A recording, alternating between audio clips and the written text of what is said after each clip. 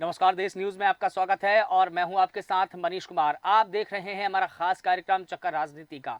आज हम बात करेंगे खास कार्यक्रम में भारत के प्रधानमंत्रियों के बारे में। नेहरू से लेकर प्रधानमंत्री नरेंद्र मोदी तक कि किस प्रधानमंत्री का कितना कार्यकाल रहा है। तो चलिए शुरुआत करते हैं भारत के पहले प्रधानमंत्री पंडित जवाहरलाल नेहरू से। सरदार पटेल को दरकिनार करके महात्मा गांधी ने पंडित जवाहरलाल नेहरू को कैसे देश का पहला प्रधानमंत्री बनवाया था। मोरारजी देसाई 2 बार कैसे प्रधानमंत्री बनते बनते रह गए। किसने चौधरी चरण सिंह को प्रधानमंत्री बनाने से इनकार कर दिया था। प्रधानमंत्री भारत का सबसे ताकतवर और रुतबे वाला पद होता है। पिछले 77 वर्षों में पीएम की कुर्सी तक पहुंचने का सपना तो बहुतों ने देखा, लेकिन इस पर बैठने का मौका महज 14 लोगों को ही मिल पाया है। 14 शख्सियत ऐसी है जो अब तक इस पोस्ट तक पहुंच पाई है। कोई जनता के अपार समर्थन से तो कोई सियासी तिकड़मबाजी से यहां तक पहुंच सका है। तो चलिए बात करते हैं कि भारत के पहले प्रधानमंत्री पंडित जवाहरलाल नेहरू की आखिर कैसे नेहरू भारत के प्रधानमंत्री बने और कब से कब तक वो भारत के प्रधानमंत्री के पद पर रहे। दरअसल साल 1947 की बात है। 15 अगस्त 1947 से साल भर पहले ही ये तस्वीरें साफ हो चुकी थी कि भारत आज़ादी के बाद अब दूर नहीं है कि भारत को आज़ादी मिलने वाली है और वो अपनी सत्ता खुद बनाएगा। ये भी तय था कि कांग्रेस अध्यक्ष भारत के पहले अंतरिम प्रधानमंत्री बनने वाले हैं, क्योंकि यही परंपरा थी। साल 1946 के सेंट्रल असेंबली चुनाव में कांग्रेस को बहुमत मिला था। 1940 के रामगढ़ अधिवेशन के बाद लगातार 6 सालों तक मौलाना अबुल कलाम ही कांग्रेस के अध्यक्ष चुने जा रहे थे। कांग्रेस प्रेसिडेंट के चुनाव की घोषणा हुई तो अबुल कलाम फिर से चुनाव लड़ना चाहते थे, लेकिन तब तक गांधी नेहरू के हाथ में कांग्रेस की कमान देने का मन बना चुके थे। बात है 20 अप्रैल 1946 की। उन्होंने मौलाना को पत्र लिखकर कहा कि वे एक स्टेटमेंट जारी करें कि अब वो अध्यक्ष नहीं बनना चाहते हैं। परंपरा के अनुसार प्रांत की 15 कांग्रेस कमेटियां ऐसी थी जो अध्यक्ष के नाम का प्रस्ताव रखती थी।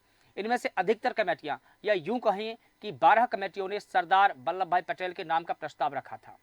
किसी भी कमेटी में पंडित जवाहरलाल नेहरू का जिक्र तक नहीं था।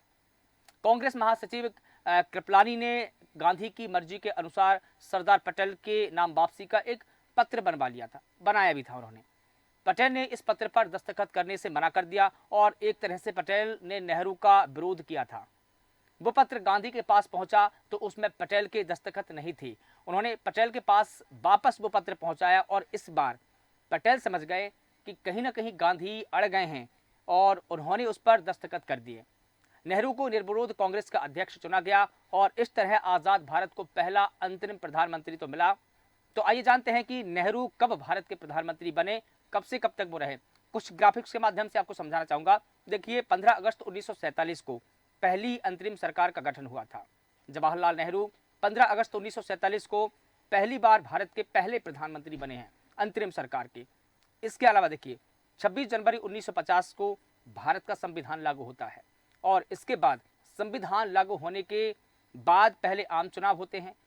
साल 1951 और साल 1952 में स्वतंत्र भारत का पहला आम चुनाव हुआ है और इसके बाद देखिए लगातार चुनाव की जो प्रक्रिया है आगे बढ़ती गई, लेकिन जो स्वतंत्र भारत का पहला चुनाव था वो साल 1951 और 52 के बीच में हुआ। ये चुनाव 25 अक्टूबर 1951 से शुरू होकर 21 फरवरी 1952 को खत्म होता है। कांग्रेस ने 364 सीटों के साथ पूर्ण बहुमत हासिल किया। हालांकि देश के प्रथम चुनाव से पहले ही 1950 में पटेल का निधन हो चुका था, तब पटेल नहीं थे और देखिए उनके निधन के बाद में नेहरू हुई प्रधानमंत्री बने थे, लेकिन कई किंवदंतियां हैं उनकी भारत के प्रधानमंत्री बनने को लेकर। देखिए, अब भारत में जो राजनीतिक व्यवस्था है उसका जो संसदीय मॉडल है उसका अनुसरण करती है, जहां प्रधानमंत्री कार्यकारी शाखा के प्रमुख और पीठासीन अधिकारी की दोहरी भूमिका निभाते हैं। लोकसभा जो भारत गणराज्य का प्राथमिक विधायी निकाय भी है, भारतीय संसद के निचले सदन के रूप में ये कार्य करती है। आमतौर पर प्रधानमंत्री उस राजनीतिक दल या गठबंधन के नेता होते हैं जिसका लोकसभा में बहुमत होता है। नतीजतन लोकसभा प्रधानमंत्री को उनके कार्यों और उनके फैसलों के लिए जवाबदेह ठहराने के लिए एक स्थायी तंत्र के रूप में कार्य करते हैं। भारत के राष्ट्रपति प्रधानमंत्री की नियुक्तियां करते हैं, लेकिन प्रधानमंत्री को पद पर बने रहने के लिए लोकसभा सदस्यों के पूर्ण बहुमत का समर्थन होना और उनका समर्थन बनाए रखना बहुत जरूरी होता है। तभी आप लोकसभा के नेता होंगे। लोकसभा के हर एक मेंबर को 5 साल के लिए सीधे जनता द्वारा चुना जाता है। जैसा कि अभी लोकसभा के चुनाव हो रहे हैं, ये लोकसभा के मेंबर के ही चुनाव हैं। प्रधानमंत्री राज्यसभा या लोकसभा में से किसी एक का सदस्य हो सकता है। जो संसद के 2 सदन होते हैं, संसद के 2 सदन होते हैं, एक राज्यसभा और एक लोकसभा। प्रधानमंत्री इनमें से किसी भी सदन का नेता हो सकता है। प्रधानमंत्री के पास में केंद्रीय परिषद और सरकार के भीतर की नियुक्ति होती है, बर्खास्तगी करने का आदेश होता है, उनके पास में पदों का आवंटन, ये पूरा अधिकार प्रधानमंत्री का होता है। तो चलिए जानते हैं कि भारत के अब तक के प्रधानमंत्री और उनका कार्यकाल कब से कब तक रहा है। कुछ ग्राफिक्स के माध्यम से समझाने की कोशिश करूंगा। भारत के प्रधानमंत्री और उनका कार्यकाल देखिए कैसा। जवाहरलाल नेहरू भारत के पहले प्रधानमंत्री 15 अगस्त 1947 से 27 मई 1964 तक भारत के प्रधानमंत्री रहे। जवाहरलाल नेहरू 16 वर्ष 286 दिन भारत के प्रधानमंत्री रहे हैं। ये उनका सबसे लंबा कार्यकाल है अब तक के प्रधानमंत्रियों के बारे में। अगर देखिए इसके बाद देखें गुलजारीलाल नंदा 27 मई से 1964 तक, और इसके अलावा 9 जून 1964 तक भारत के प्रधानमंत्री रहे। इसके अलावा अगर हम बात करें गुलजारीलाल नंदा के कार्यकाल का, तो उनका कार्यकाल महज 13 दिन का रहा है। यह सबसे छोटा कार्यकाल माना जाता है। इसके अलावा लाल बहादुर शास्त्री 9 जून 1964 से लेकर 11 जनवरी 1966 तक भारत के प्रधानमंत्री रहे हैं। लाल बहादुर शास्त्री ने 1 वर्ष 216 दिन तक भारत के प्रधानमंत्री के तौर पर कार्यकाल किया है अपना। इसके अलावा हम देखें कि गुलजारीलाल दोबारा प्रधानमंत्री बने। 11 जनवरी 1966 से लेकर के 24 जनवरी 1966 तक प्रधानमंत्री रहे। इस बार उनका जो कार्यकाल था 13 दिन का रहा है, 13 दिन के प्रधानमंत्री रहे। ये शॉर्ट कार्यकाल है। इसके अलावा हम देखें कि इंदिरा गांधी 24 जनवरी 1966 से 24 मार्च 1977 तक भारत की प्रधानमंत्री रही हैं। इंदिरा गांधी का जो कार्यकाल है 11 वर्ष 59 दिन का रहा है। वो इस वर्ष तक भारत की प्रधानमंत्री रही हैं। और इसके अलावा हम देखें कि मोरारजी देसाई 24 मार्च 1977 से लेकर 28 जुलाई 1979 तक भारत के प्रधानमंत्री रहे हैं। उनका अगर कार्यकाल देखा जाए तो मोरारजी देसाई का जो कार्यकाल है वो 2 वर्ष 126 दिन का रहा है। इस तरीके से उनका कार्यकाल है। इसके अलावा देखें कि चौधरी चरण सिंह, जिनका एक बड़ा नाम है, किसानों के नेता माने जाते हैं, 28 जुलाई 1979 से लेकर 14 जनवरी 1980 तक वो भारत के प्रधानमंत्री रहे हैं। चौधरी चरण सिंह 170 दिन तक भारत के प्रधानमंत्री रहे। इंदिरा गांधी 14 जनवरी 1980 से लेकर की 31 अक्टूबर तक दोबारा भारत की प्रधानमंत्री बनी। ये उनका दूसरा कार्यकाल है। और जब दूसरा कार्यकाल उनका 4 वर्ष 291 दिन का रहा है जब ये प्रधानमंत्री रही। इनके बाद में राजीव गांधी का समय आता है 31 अक्टूबर 1984 से 2 दिसंबर 1989 तक वो भारत के प्रधानमंत्री रहे। राजीव गांधी 5 वर्ष 32 दिन तक रहे। विश्वनाथ प्रताप सिंह 2 दिसंबर 1989 से 10 नवंबर 1990 तक भारत के प्रधानमंत्री रहे हैं। विश्वनाथ प्रताप का जो कार्यकाल रहा है 343 दिन का रहा है। वो इतने दिन तक भारत के प्रधानमंत्री रहे। इसके अलावा देखिए चंद्रशेखर 10 नवंबर 1990 से 21 जून 1991 तक भारत के प्रधानमंत्री रहे हैं। चंद्रशेखर का जो कार्यकाल है 223 दिन का रहा है। 223 दिन तक वो भारत के प्रधानमंत्री रहे। इसके अलावा देखिए पीबी नरसिम्हा राव 21 जून से साल 1991 और 16 मई से 1996 तक ये उनका कार्यकाल रहा है। और पीबी नरसिम्हा राव का जो कार्यकाल है 4 वर्ष 330 दिन तक का रहा है। वो इस दिन तक प्रधानमंत्री रहे। इसके अलावा देखिए अटल बिहारी वाजपेयी 16 मई 1996 से लेकर 1 जून 1996 तक भारत के प्रधानमंत्री रहे। अटल बिहारी वाजपेयी का जो कार्यकाल है वो महज 16 दिन का रहा है। सबसे शॉर्ट कार्यकाल उनका रहा है। इसके बाद एच.डी. देवगौड़ा 1 जून 1996 से लेकर 21 अप्रैल 1997 तक भारत के प्रधानमंत्री रहे। एच.डी. देवगौड़ा 324 दिन तक भारत के प्रधानमंत्री रहे हैं। उनके बाद इंद्र कुमार गुजराल का समय आता है। वो 21 अप्रैल 1997 से लेकर 19 मार्च 1998 तक भारत के प्रधानमंत्री रहे। इंद्र कुमार गुजराल 332 दिन तक भारत के प्रधानमंत्री रहे हैं। उसके बाद अटल बिहारी वाजपेयी दोबारा प्रधानमंत्री बनते हैं। इस बार वो 19 मार्च से 98 से लेकर 22 मई 2004 तक भारत के प्रधानमंत्री रहे। लेकिन इस बार उनका जो कार्यकाल था 6 वर्ष 64 दिन तक का रहा है, यानी कि पूर्ण कार्यकाल किया जब वो दोबारा सत्ता में लौटे। मनमोहन सिंह की बात करते हैं। मनमोहन सिंह 22 मई 2004 से लेकर 26 मई 2014 तक भारत के प्रधानमंत्री रहे हैं। मनमोहन सिंह का जो कार्यकाल था 10 वर्ष 4 दिन तक रहे हैं। इसके अलावा देखें अभी प्रधानमंत्री नरेंद्र मोदी का जो कार्यकाल शुरू होता है वो 26 मई 2014 से शुरू होता है और जो कि अभी तक बदस्तूर जारी है। तो भारत के सभी प्रधानमंत्रियों का जो महत्वपूर्ण पद थे, जो उनके कार्यकाल थे, वो मैंने कुछ ग्राफिक्स के माध्यम से समझाने की कोशिश की है।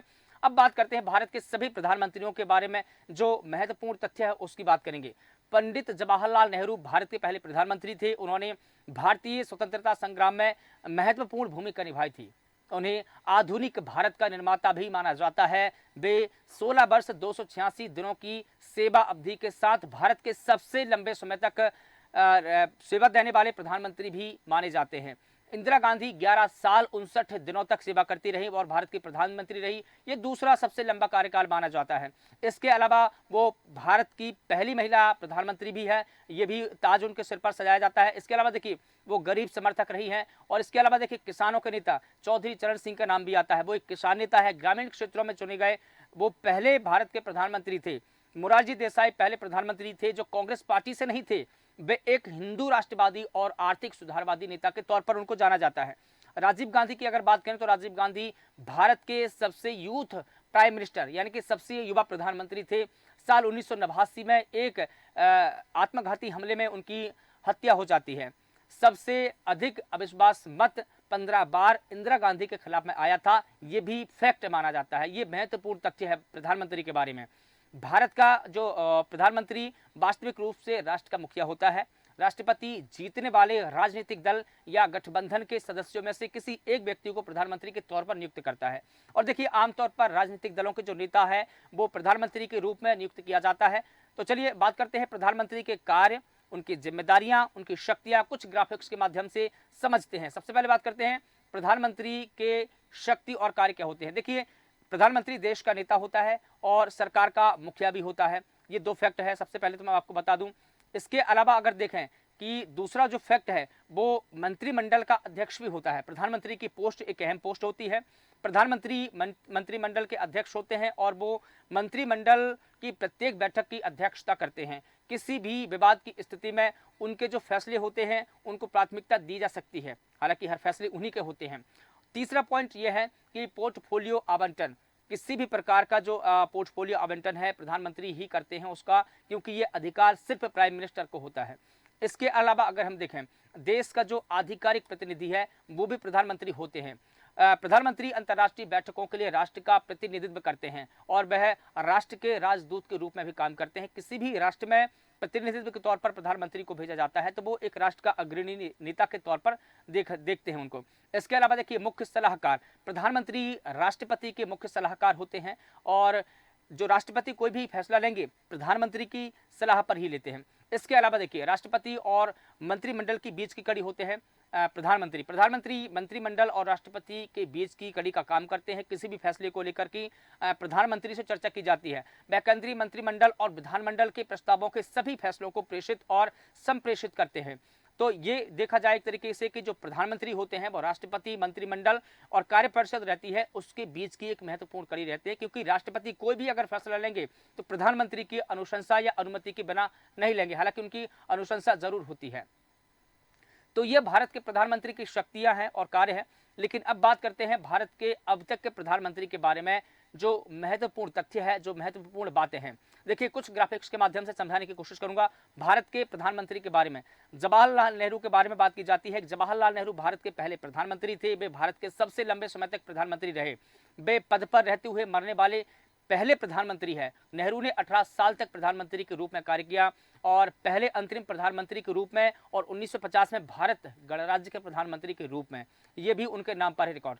इसके अलावा देखिए हम दूसरे प्रधानमंत्री की अगर बात करें तो गुलजारी लाल नंदा का नाम आता है, लेकिन गुलजारी लाल नंदा जो है भारत के पहले कार्यवाहक प्रधानमंत्री बने थे। जवाहरलाल नेहरू की मौत के बाद गुलजारी लाल नंदा का नाम एक और रिकॉर्ड में आता है। वे केवल 13 दिनों के प्रधानमंत्री रहे हैं। साल 1964 की अगर बात की जाए तो पंडित जवाहरलाल नेहरू और 1966 में लाल बहादुर शास्त्री की मृत्यु के बाद में वो 2 बार 13 दिन के कार्यकाल के लिए भारत के अंतरिम प्रधानमंत्री रहे हैं। और सत्तारूढ़ भारतीय राष्ट्रीय कांग्रेस के संसदीय दल द्वारा नए प्रधानमंत्री के चुनाव के बाद दोनों कार्यकाल उनके समाप्त हो गए। उन्हें साल 1997 में भारत के सर्वोच्च नागरिक सम्मान यानी कि भारत रत्न से सम्मानित किया गया है। देखिए 2 रिकॉर्ड उनके नाम है। वो दोबारा जब प्रधानमंत्री बने तो दोनों ही कार्यकाल उनके शॉर्ट रहे, यानी कि 13 दिनों के उनके कार्यकाल रहे हैं। हालांकि उनको भारत के जो सर्वोच्च सम्मान है भारत रत्न उनसे नवाजा जा चुका है। तो इस प्रकार से हम देखें कि ये उनका कार्यकाल था। अंतरिम प्रधानमंत्री रहे, सत्तारूढ़ भारतीय राष्ट्रीय कांग्रेस के संसदीय दल के नेता और प्रधानमंत्री चुने गए। कई रिकॉर्ड उनके नाम पर हम यहाँ देखते हैं। इसके बाद अगर देखें हम कि लाल बहादुर शास्त्री का नंबर आता है, क्योंकि तीसरे प्रधानमंत्री वही बने हैं। लाल बहादुर शास्त्री भारत के दूसरे प्रधानमंत्री बने। उन्हें 1965 के भारत और पाकिस्तान युद्ध के दौरान जय जवान और जय किसान का नारा उन्होंने ही दिया था। लाल बहादुर शास्त्री एक भारतीय राजनीतिज्ञ और राजनेता थे, जिन्होंने साल 1964 से लेकर साल 1966 तक भारत के दूसरे और 1961 से लेकर 1963 तक भारत के छठे गृह मंत्री के तौर पर भी काम किया है। एक रिकॉर्ड उनके नाम है। ये पहले नेता है जो गृह मंत्री के बाद प्रधानमंत्री बने। तो ये उनका कार्यकाल है जो याद किया जाता है, ये उनकी खूबियां रही है।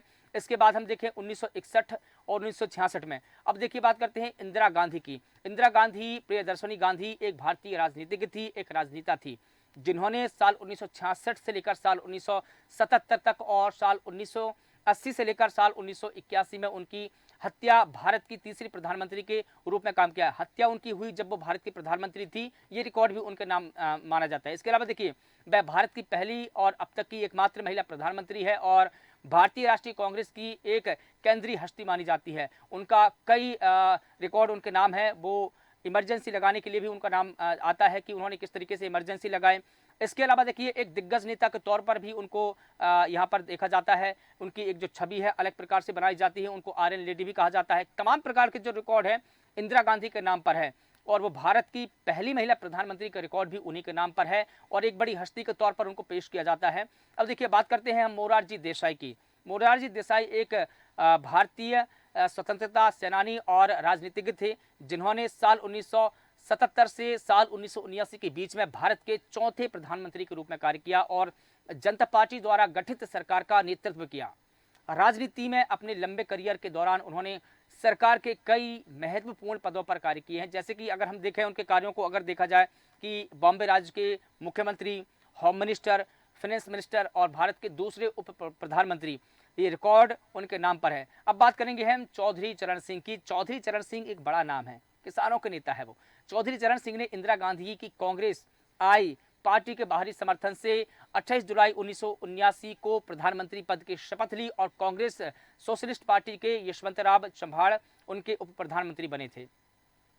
लोकसभा में बहुमत साबित करने से ठीक पहले इंदिरा गांधी ने उनकी सरकार से समर्थन वापस ले लिया।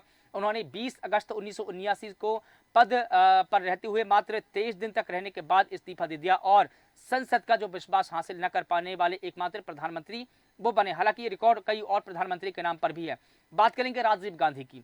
राजीव गांधी एक भारतीय राजनीतिज्ञ हैं, जिन्होंने 1984 से 1979 तक भारत के छठे प्रधानमंत्री के तौर पर काम किया है। उनका कार्यकाल रहा है। उन्होंने साल 1984 में अपनी मां और तत्कालीन प्रधानमंत्री इंदिरा गांधी की हत्या के बाद पदभार संभाला और 40 वर्ष की आयु में सबसे यूथ प्रधानमंत्री बनने का एक जो रिकॉर्ड है उन्हीं के नाम पर जाता है। इसके अलावा देखें हम 8वें बीपी सिंह विश्वनाथ प्रताप सिंह। ये भी एक बड़ा नाम है भारतीय राजनीति में, जिन्होंने संक्षिप्त रूप में बीपी कहा जाता है और वो एक भारतीय राजनीतिज्ञ थे जो साल 1989 से लेकर के साल 90 तक भारत के 7वें प्रधानमंत्री के तौर पर काम किया है।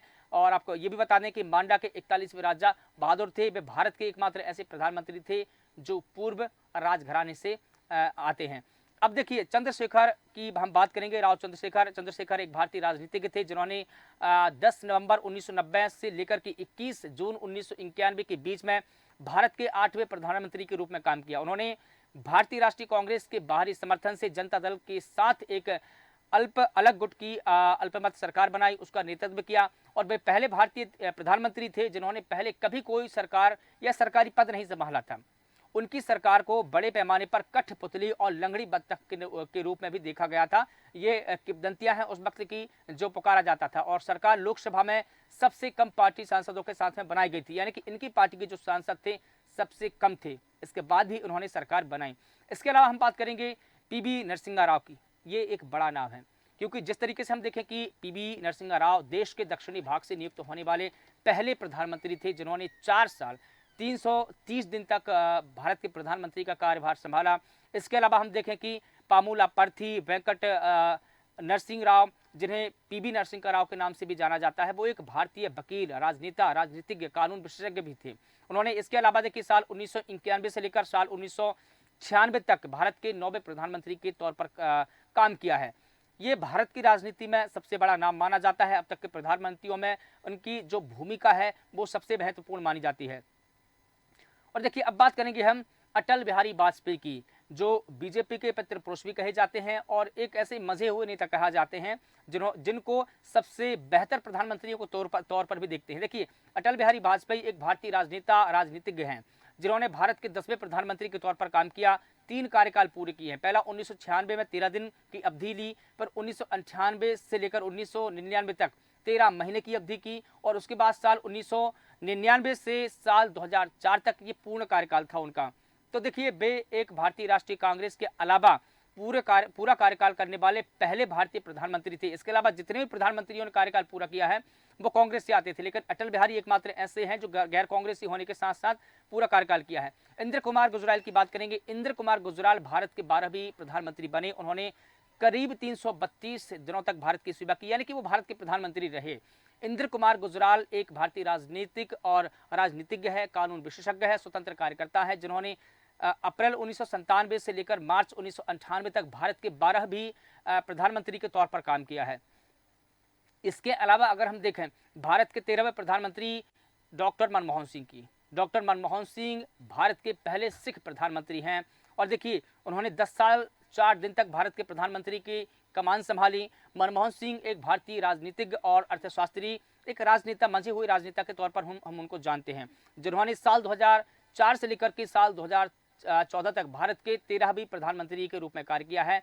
वो जवाहरलाल नेहरू और इंदिरा गांधी के बाद तीसरे सबसे लंबे समय तक सेवा करने वाले भारत के प्रधानमंत्री है, भारतीय राष्ट्रीय कांग्रेस के सदस्य, और सिंह भारत के पहले सिख प्रधानमंत्री है। वे जवाहरलाल नेहरू के बाद में और 5 साल का पूरा कार्यकाल करने वाले एकमात्र ऐसे नेता है जिनको आर्थिक सुधारीकरण के तौर पर भी हम देखें किस प्रकार से। देखिए जब वो फाइनेंस मिनिस्टर थे तब भी उन्होंने साल 1991 में जो भारत की इकोनॉमी थी उसको दुनिया के लिए खोल दिया, और भारत के जो दरवाजे थे दुनिया के जो व्यापारी थे उनके लिए खोले और भारत में वैश्वीकरण का काम किया। ये रिकॉर्ड भी कहीं ना कहीं मनमोहन सिंह के लिए भी माना जाता है, और उन्होंने जिस प्रकार से फाइनेंस मिनिस्टर के लिए काम किया, उन्होंने वित्त विभाग में भी उन्होंने काम किया, कई महत्वपूर्ण पदों पर उन्होंने काम किया, और शायद यही वजह थी कि कांग्रेस पार्टी ने उनकी काबिलियत को देखा और कहीं ना कहीं प्रधानमंत्री जैसे महत्वपूर्ण पदों पर उनको बैठाया गया।